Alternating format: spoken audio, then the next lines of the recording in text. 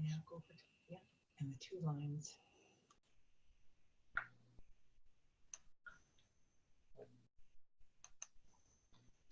Hi, I'm Lynn from HR.com, and I will be your webcast host today.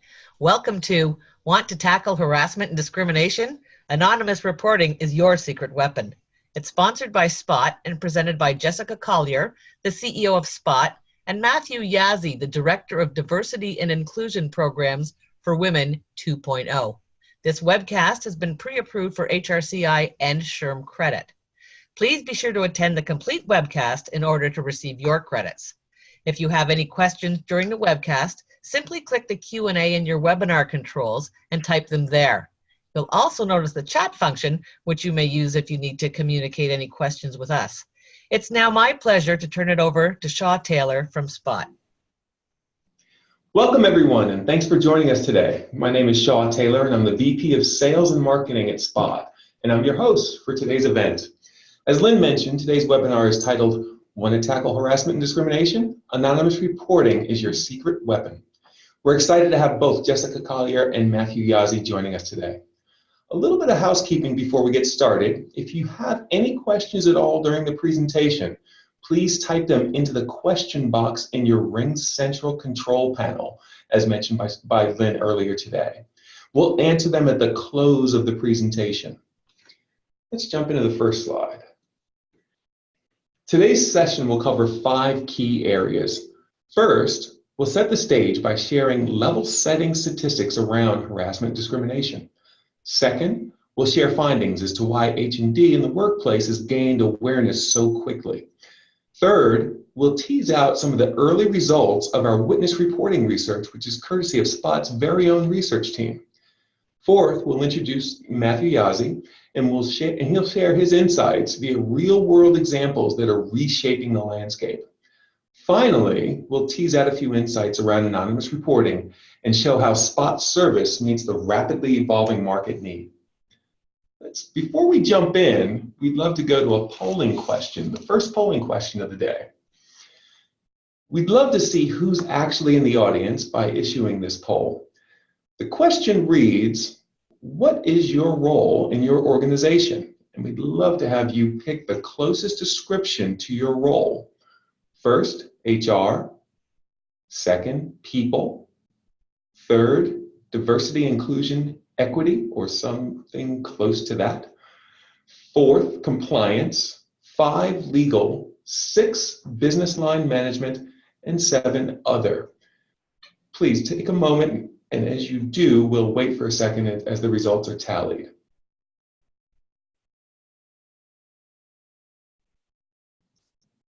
Fantastic. Hey, Lynn, why don't you switch it over and let's see what the results look like if you could. Wow, we've got 78% of the audience is from HR, and we've got about 7% diversity and inclusion, 5% people, and another 5% compliance. Fantastic. Hey, thanks, Lynn, for that. Appreciate it. I'm going to move on now. Fantastic.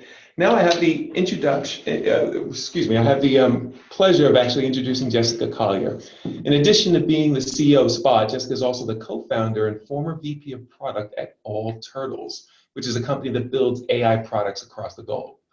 The floor is yours.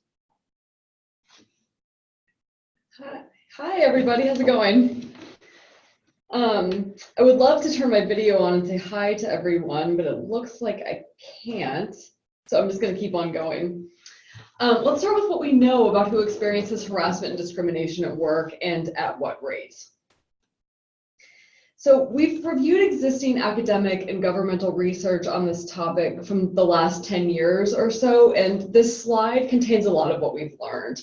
So according to a report from the EEOC, about 75%, give or take, of harassment and discrimination in the workplace goes entirely unreported. Now, that's a startling statistic, and we think that it reveals a pretty systemic underreporting problem in workplaces. And that problem affects a lot of different kinds of people in different ways. So as studies from the last 10 years indicate, what we know is that about 60% of women have experienced sexual harassment overall at some point in their careers. with 90% of women in the service industry experiencing it. So that's a pretty hefty jump for one industry.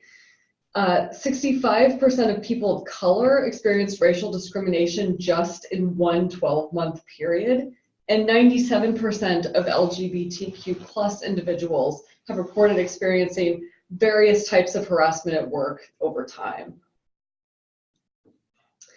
And one of the rarely discussed issues with this really pervasive underreporting problem is the fact that harassment and discrimination tends to affect people in a variety of ways.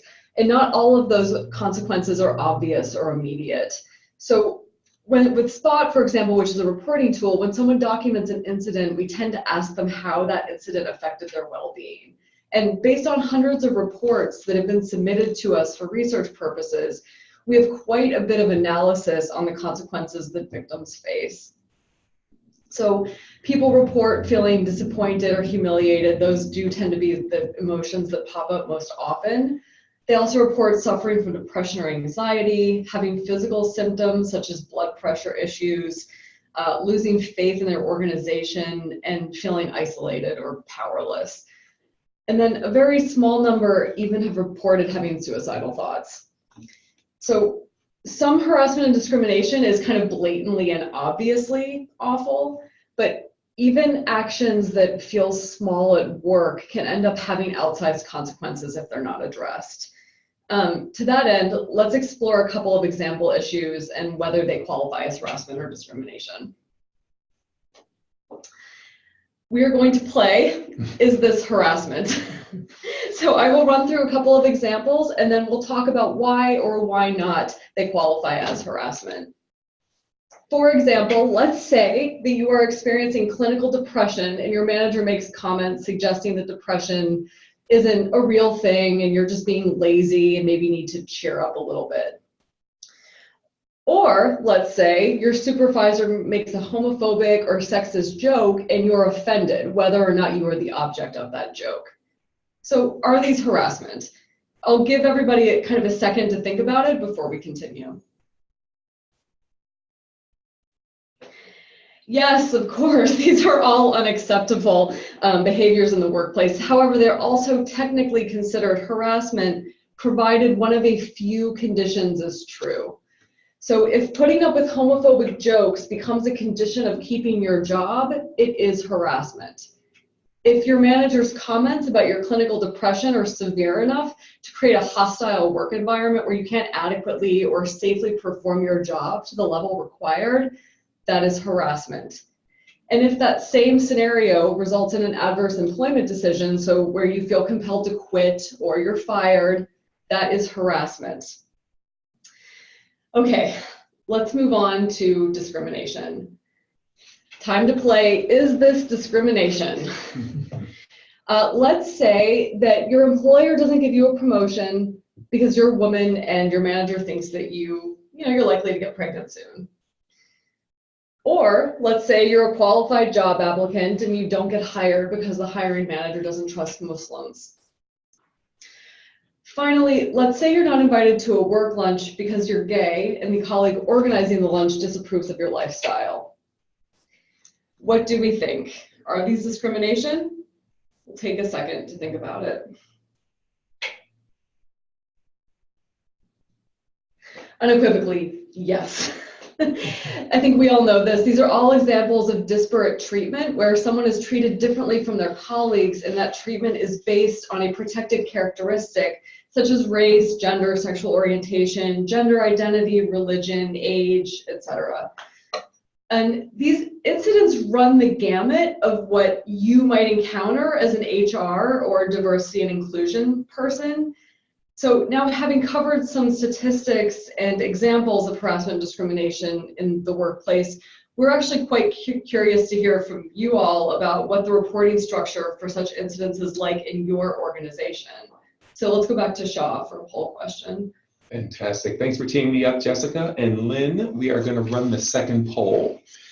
Before moving into the next section, we'd love to share with you what your peers are actually doing to tackle workplace harassment and discrimination during this question. The question reads, How does your organization currently ask employees to report harassment and discrimination? Take a moment and answer all that apply. 1, talk to HR team members. 2, talk to your manager. 3, use a company-provided web form. 4, use a company-provided hotline or other. Please check all that apply, and we'll wait just a moment as we tally the results.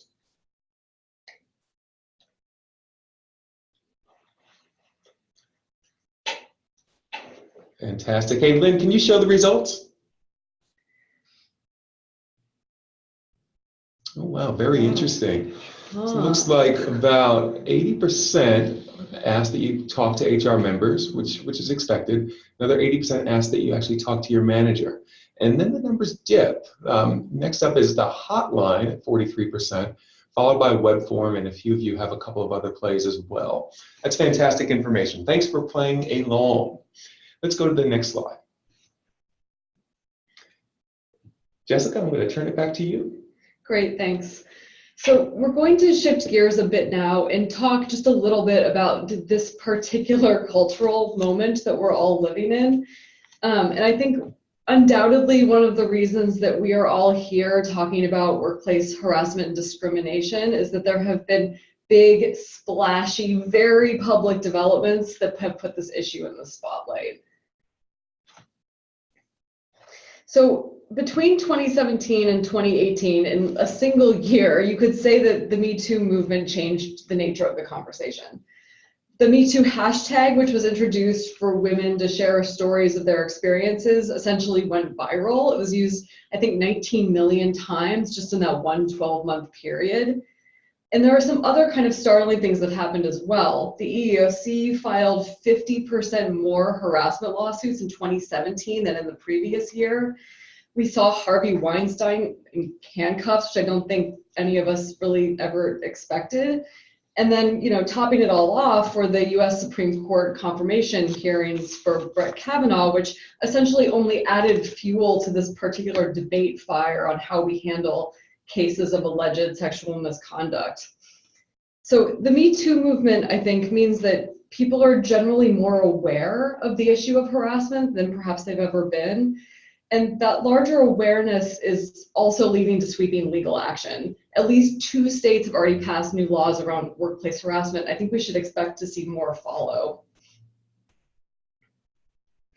And before we go through this slide, I want to stipulate that we are not employment attorneys here at Spot. We build a harassment discrimination reporting tool, but we have done a lot of research into what's happening in this space. And some of what we've learned in trying to serve our customers better is that in April 2019, New York State's new laws, which are focused primarily on sexual harassment, not on a broader sort of umbrella of harassment and discrimination, but in April of 2019, those went into effect. And this legislation was actually pretty historic.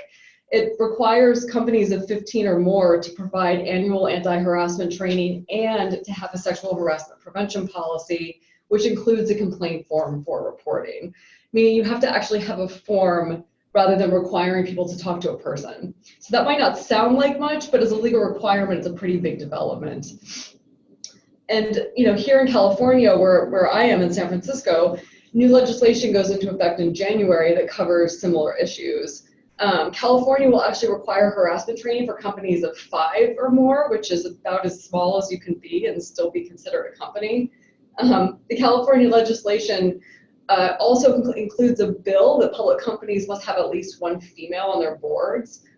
Employers can no longer require new employees to sign non-disparagement agreements or anything that waives their right to sue for discrimination. And when settlement agreements do happen for sexual harassment cases, they can no longer prohibit people from talking about the facts related to the case. So these new laws, I think, are attempting to put companies on notice that employers must help their teams understand proper behavior, so to take proactive steps to train people. And then they actually need to provide clear and actionable channels for reporting improper behavior when it inevitably happens. That brings us to a little bit of a different piece of the underreporting puzzle, which is people who may not actually experience harassment at work, but who do witness it. And as you may have been able to tell by now, Spot has the luxury of having a research team. That team investigates existing research on harassment and discrimination, and we also conduct research of our own. So our research team recently finished a pretty substantial survey that was instigated by one particular observation.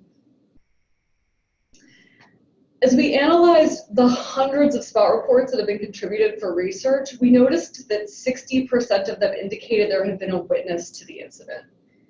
And as we looked around and tried to learn more about this phenomenon, we realized that no one has done much research on witness reporting.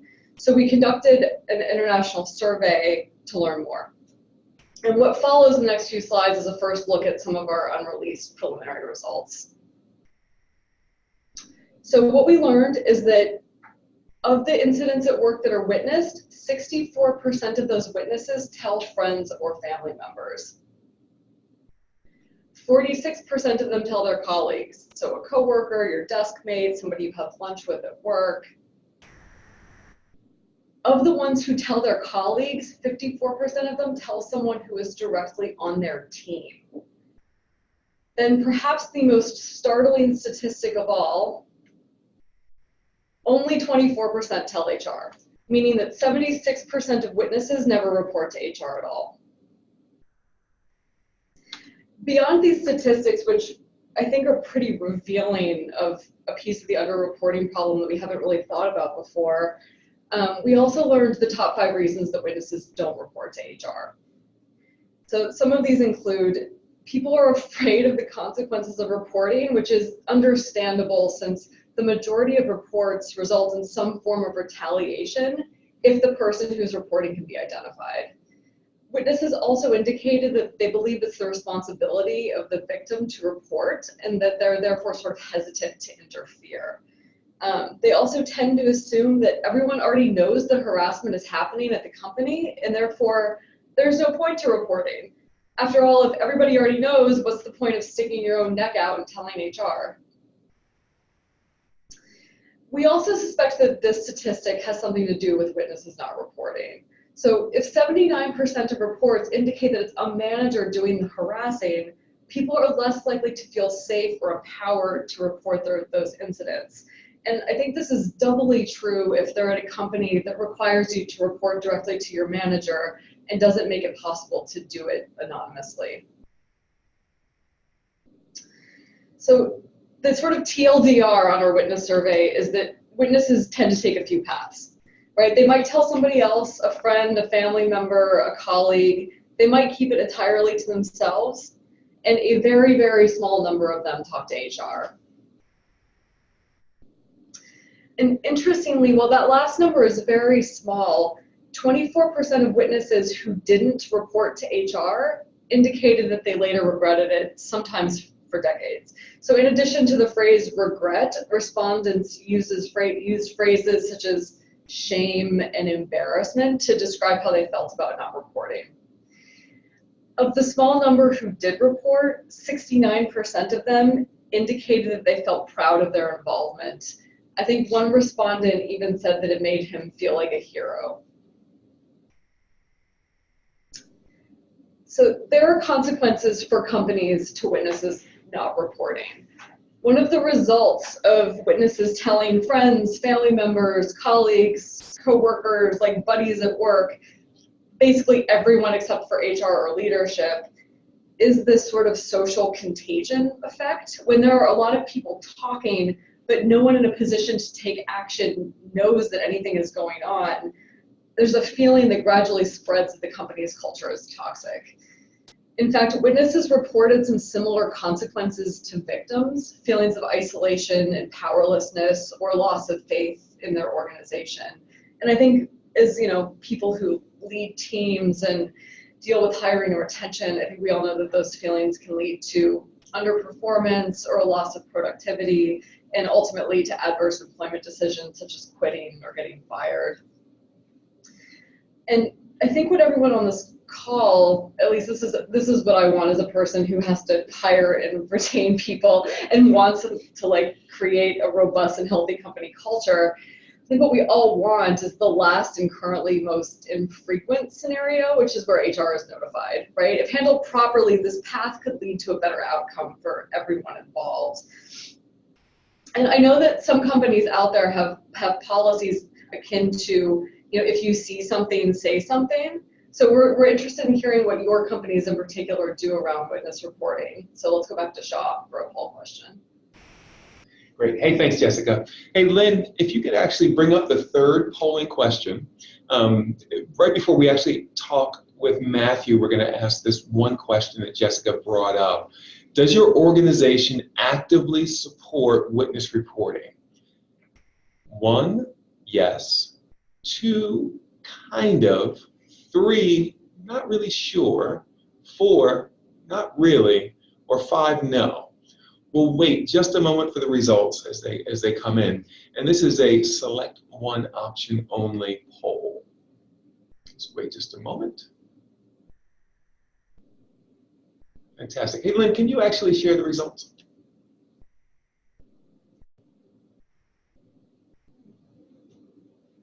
Let's see what she comes back with. Fantastic. Wow, that one's so... Wow, almost half of you have witness reporting. About 20% aren't sure, 15% are kind of. So it looks like about 65% of the audience has some kind of witness reporting at play. Great, fantastic. Hey, if you could close that out, Lynn, that'd be fantastic, and we'll move on to the next. Those are such interesting results. Yeah. Hey, we're excited to have Matthew Yazzie join us today.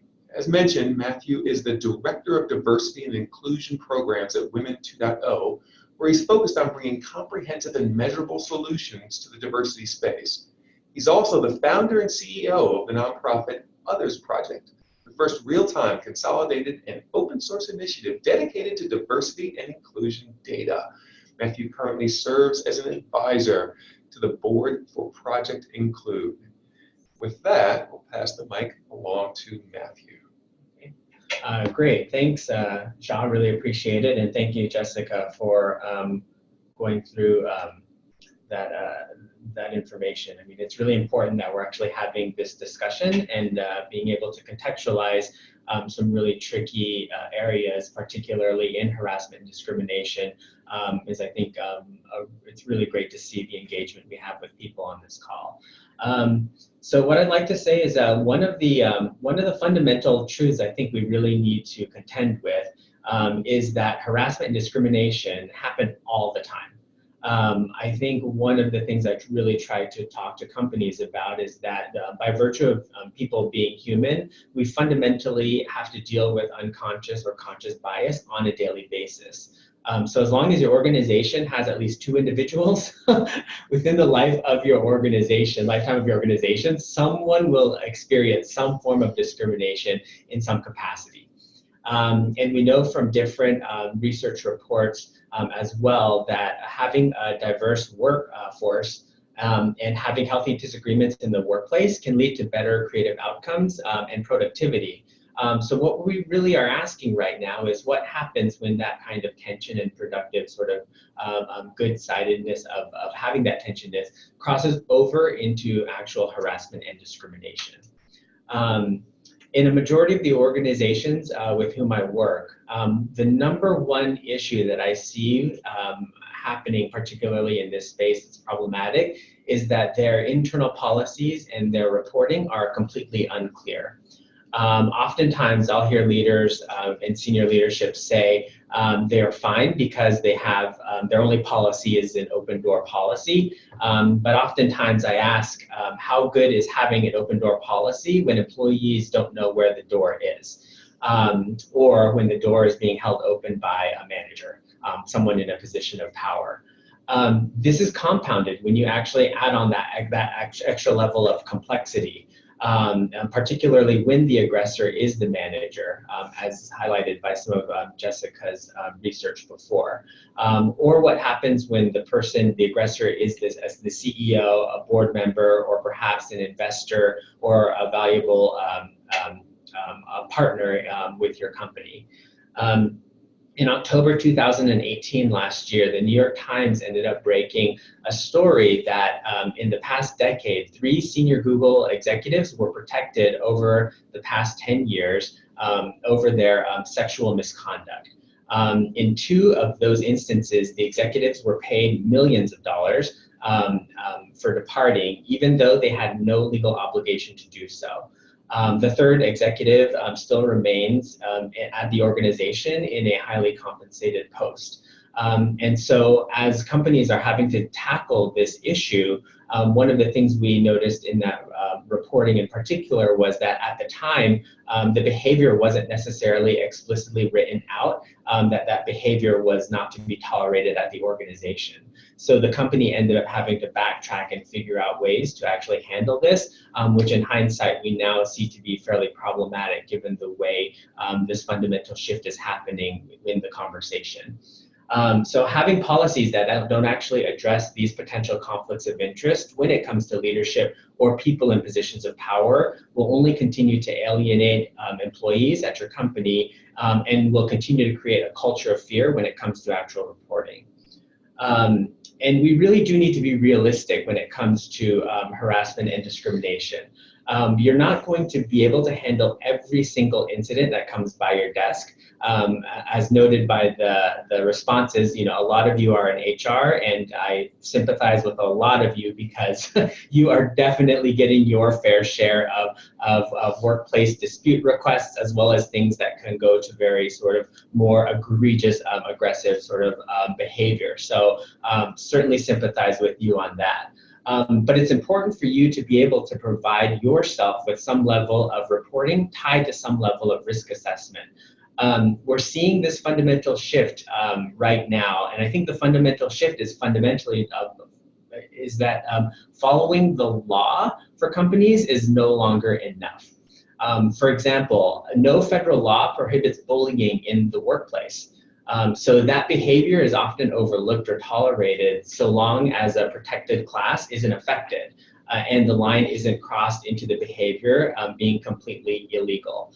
As we come into Pride celebrations this month, it's also important to note that LGBTQ people in the workplace, as referenced also by Jessica's research before, had 97% reporting having some form of harassment and discrimination, but that these LGBTQ plus Americans are not protected from that discrimination in 30 states of the United States.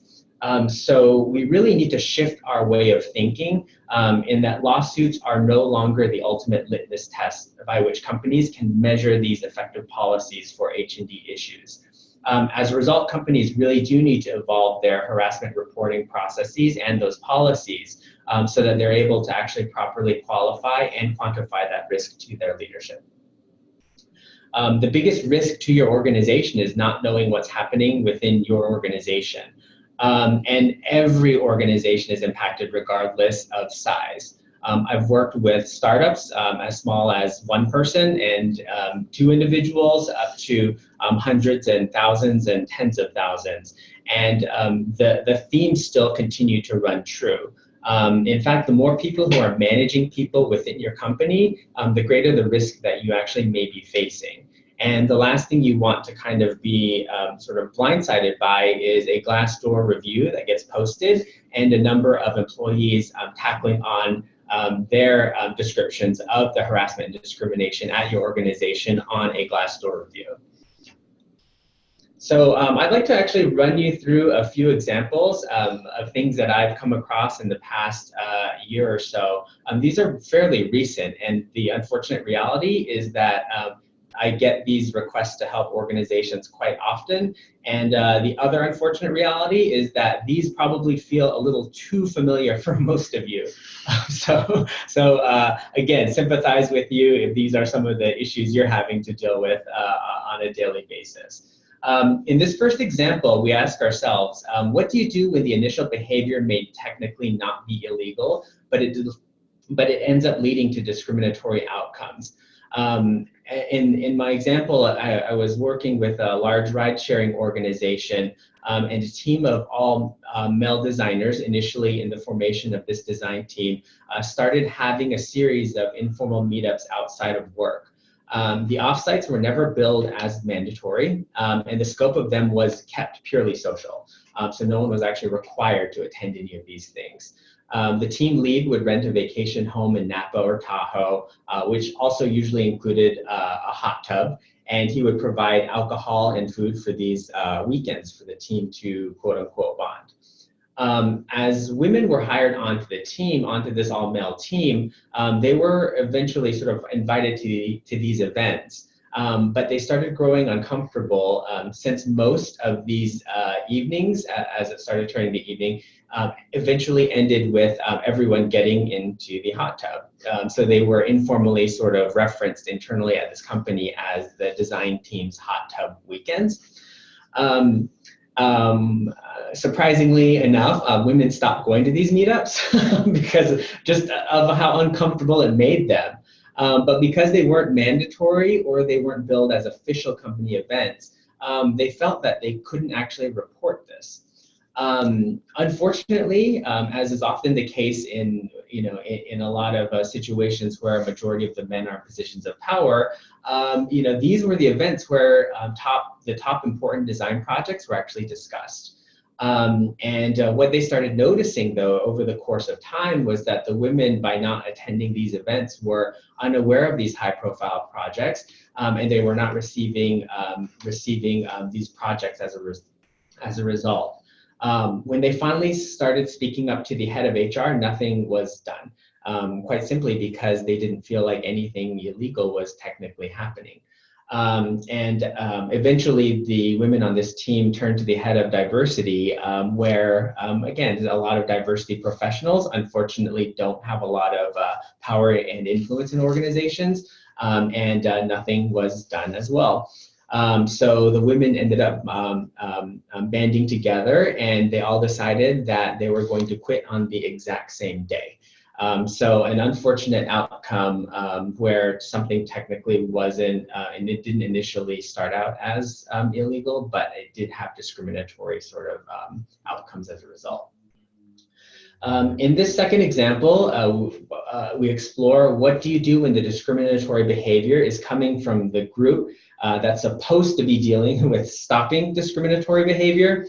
This is one that I'm probably the most nervous about, that I'm seeing sort of come up in conversations right now. We're starting to see tinges of it, for example, with the Straight Pride Parade in Boston that's coming up. They filed for a permit and they were told that it is discriminatory for them not to receive a permit.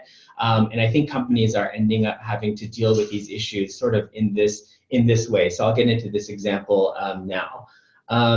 This financial payments company that I worked with had a head of HR who had initially started setting some hiring targets based on race and ethnicity indicators for several teams that were clearly lacking in having some level of balance there.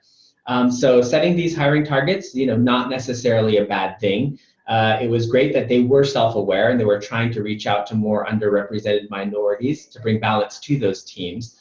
But because of the disconnect between the mandate from senior leadership and also the inexperience of the sourcers and the hiring managers, what the recruiter started noticing was that a large number of resumes were starting to get completely ignored in the hiring process. So upon sort of review, resumes from perceived straight, white, cisgendered men, they were not being considered for the same positions as other people of color. And so when you look at the definition of discrimination, this pretty much is it.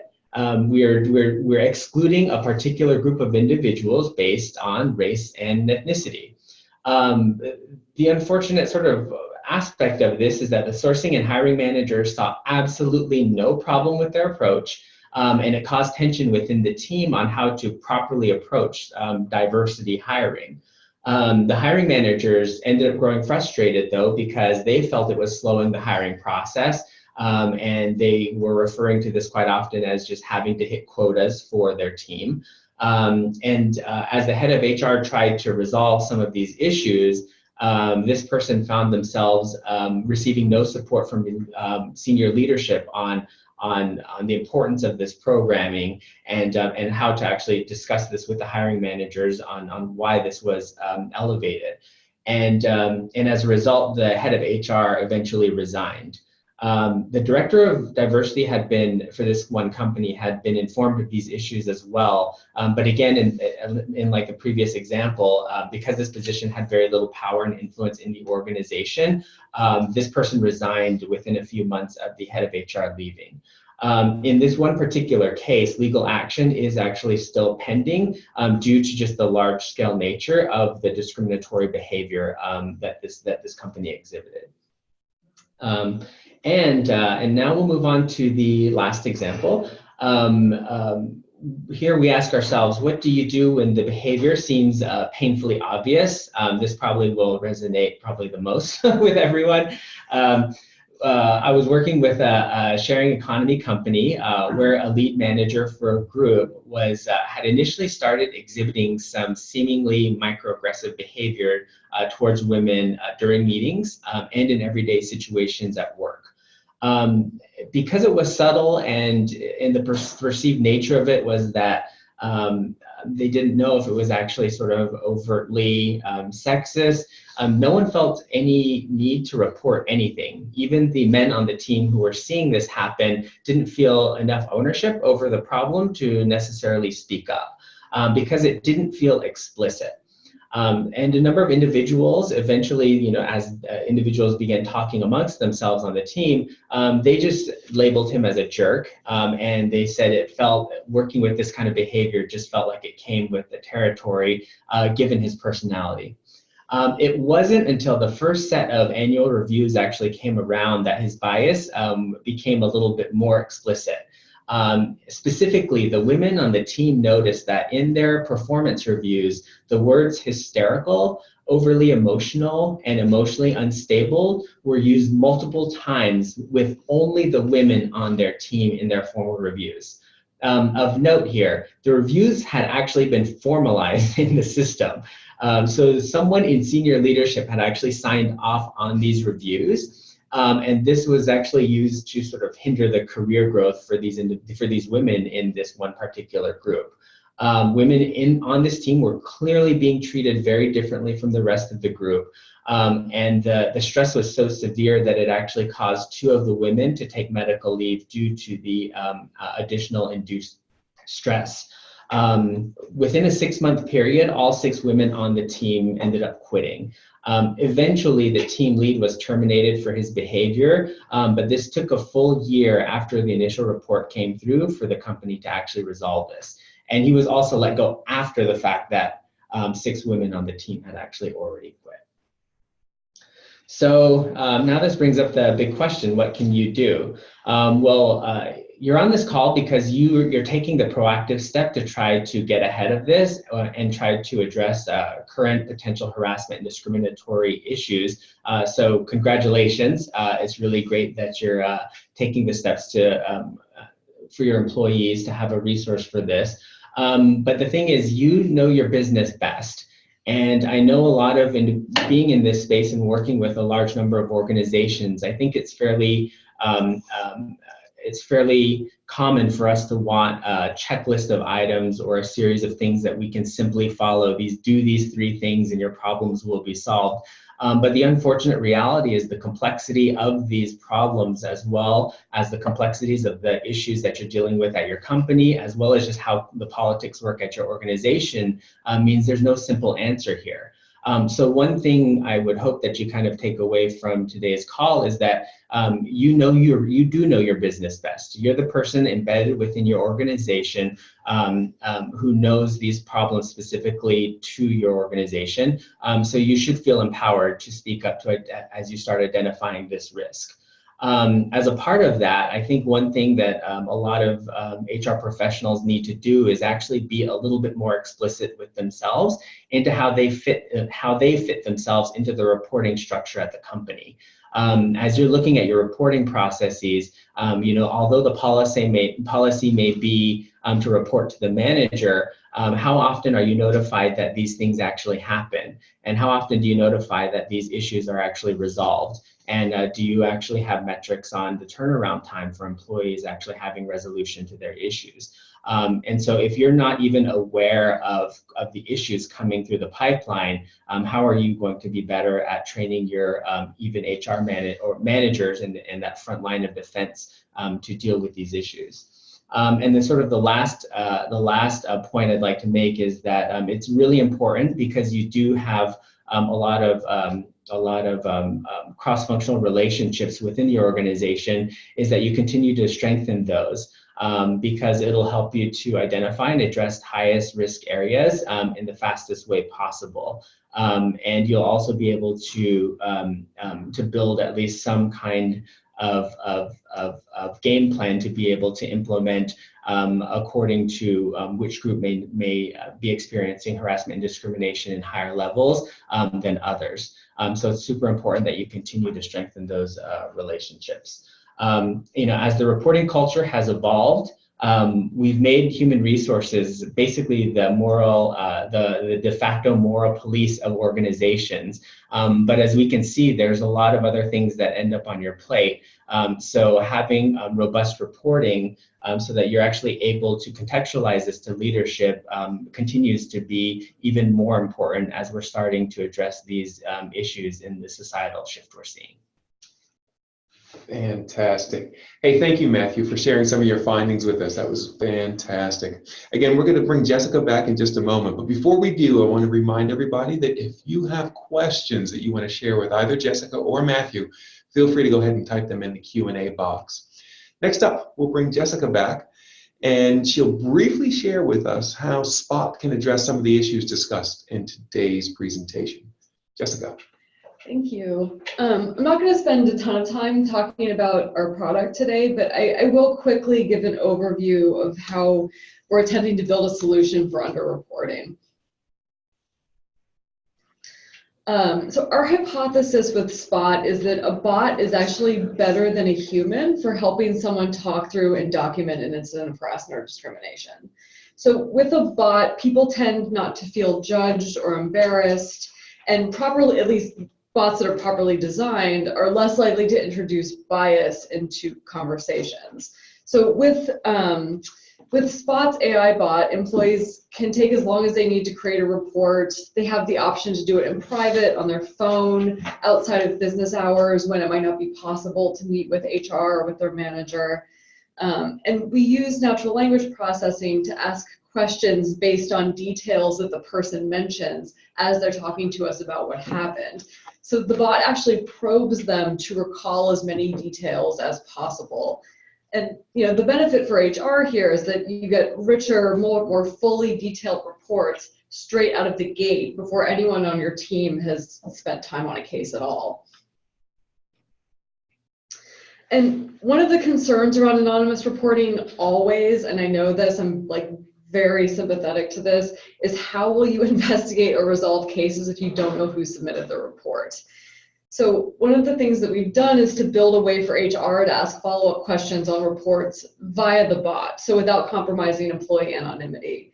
And this two-way communication allows for safe follow-up and ultimately leads to more engagement with HR from people rather than less.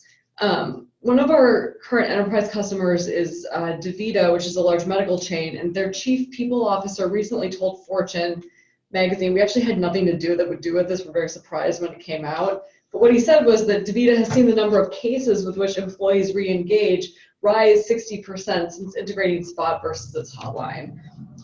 His note on this was that increase in follow-up leads to more employees feeling heard and their concerns were addressed, which is exactly what everyone on both sides wants.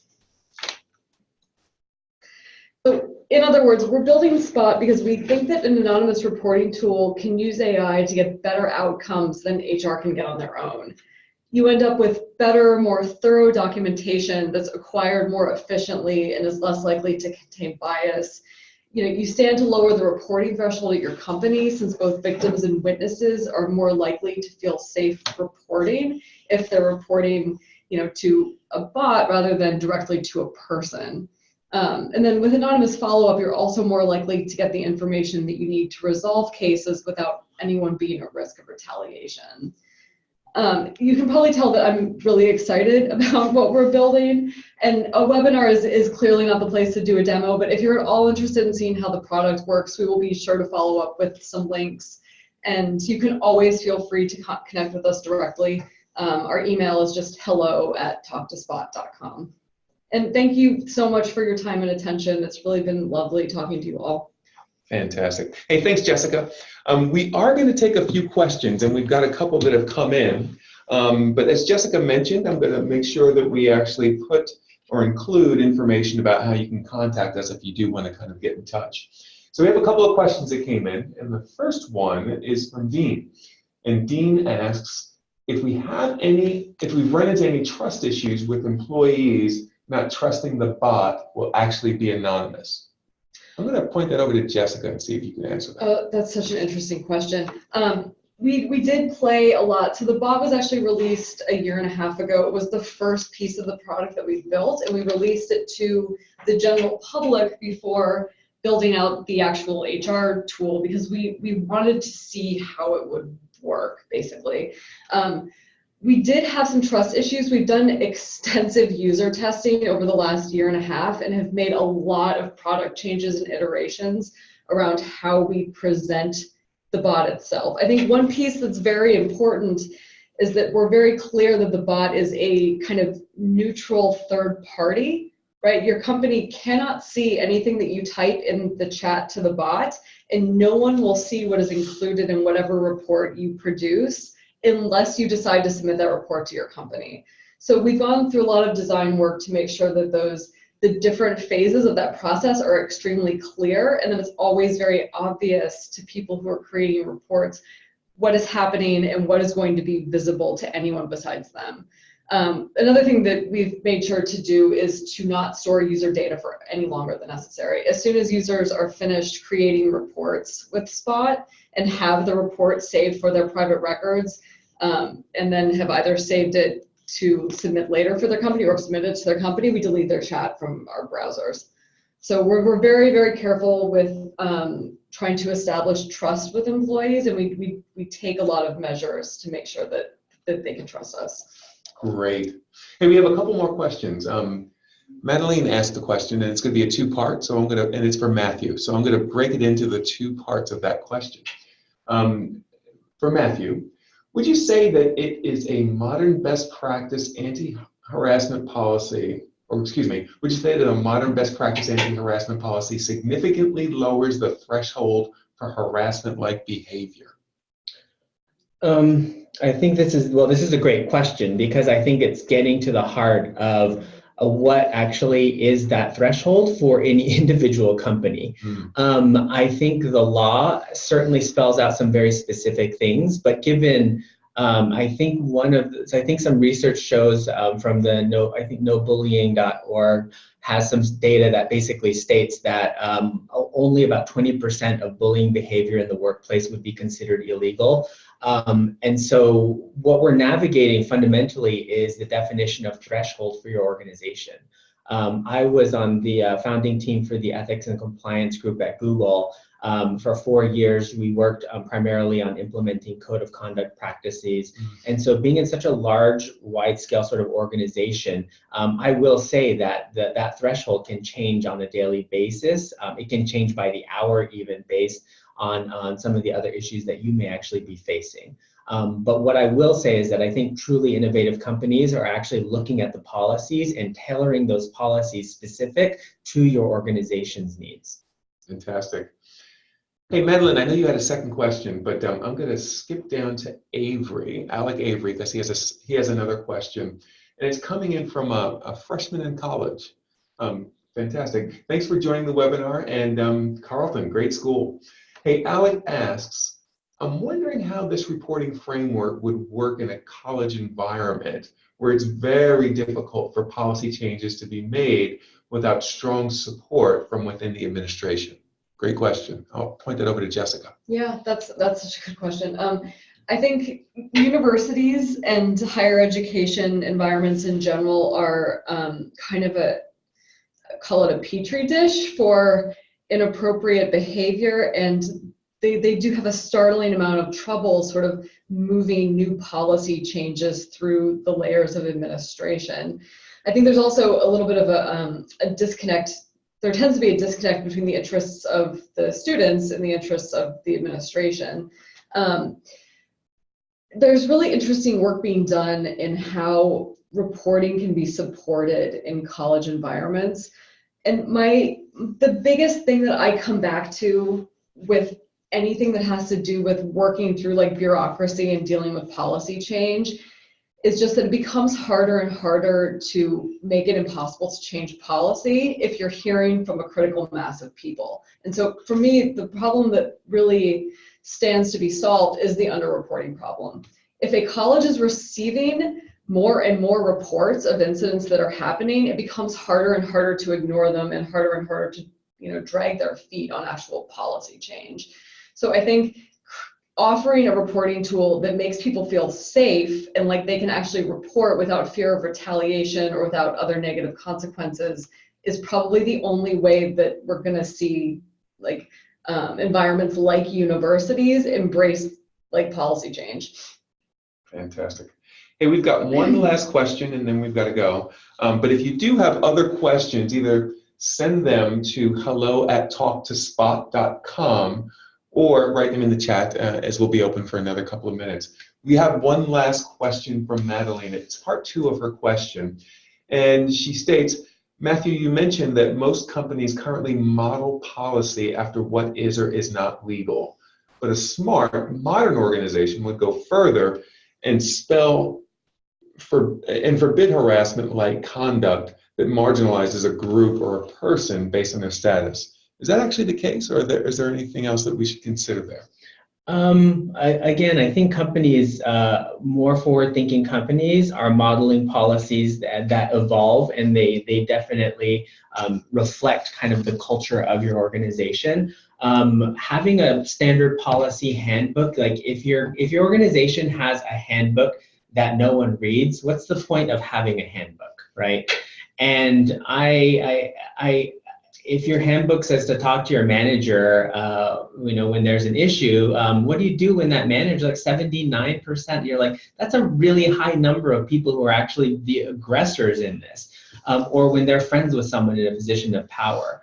And so what I think you're ultimately trying to do is empower the employees to have more tools at their disposal to be able to engage with you.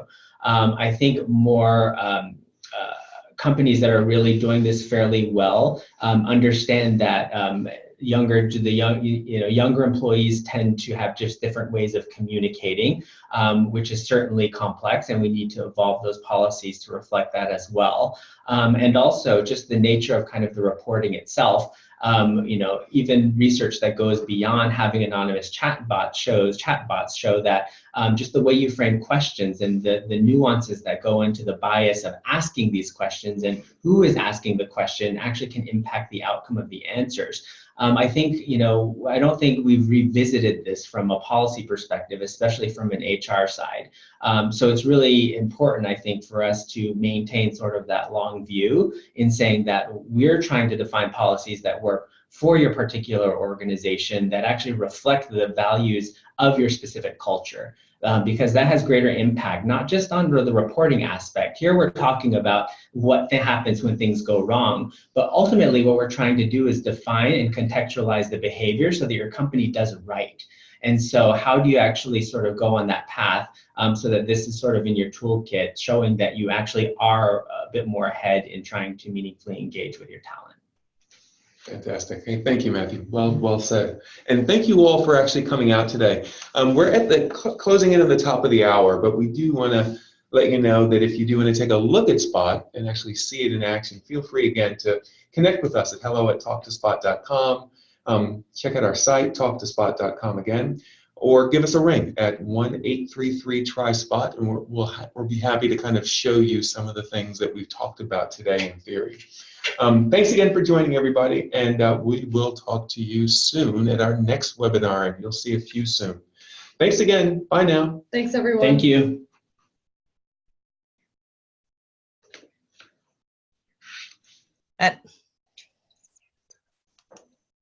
And I'd just like to thank our presenters as well as all of you for joining us today. It's definitely a very timely topic. If you'd like to view this webcast again, the archive recording and slides will be available for up to 7 days for our free members of HR.com. If you have a recertification or an HR.com Prime Plus membership, you will enjoy unlimited access to all of our webcasts and events. To learn more about that, visit www.hr.com. The webcast credit will show in your HR.com account within 1 to 2 business days. We will also send you an email with the credit information. Now, your feedback is really, really important to us, so please take a moment to fill out the exit survey that opened in a new browser page on your computer. This concludes our webcast for today. Enjoy the rest of your day, and thanks again for joining us. Bye-bye.